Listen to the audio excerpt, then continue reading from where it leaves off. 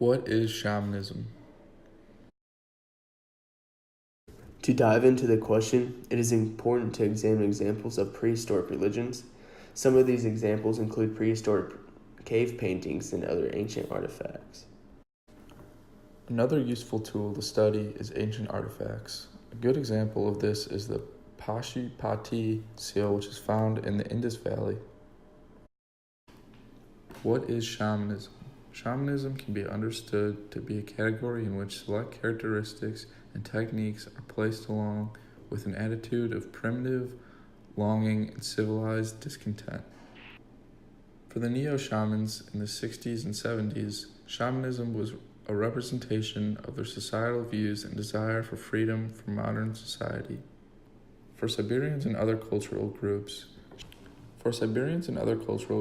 shamans are a figure in their society that fills a role with their techniques and a mastery of spirits. As in the case for many ideas in this course, shamanism is essentially whatever the people and cultures that use it want it to be.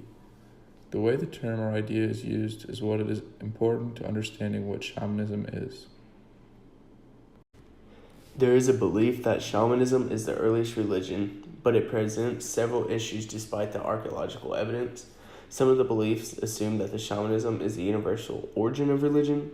Therefore, more advanced religions must have evolved from shamanism, but there's no evidence to support this, as well as indigenous religions are remnants of shamanism, but there's no evidence to support this. Mircea Eliade, a historian of religion, wrote a book about shamanism. The book is titled Shamanism, Archaic Techniques of Ecstasy, originally published in 1951.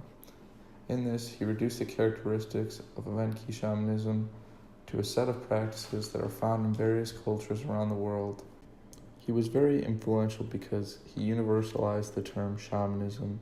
He also highlighted the soul journey of a shaman during ecstatic trances.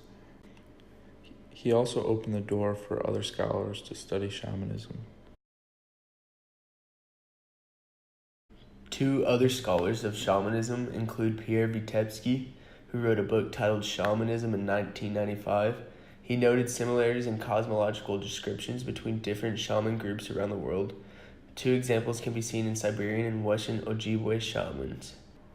Another scholar was Matrat Jacobson. He wrote a book titled Shamanism, Traditional and Contemporary Approaches to the Mastery of Spirits.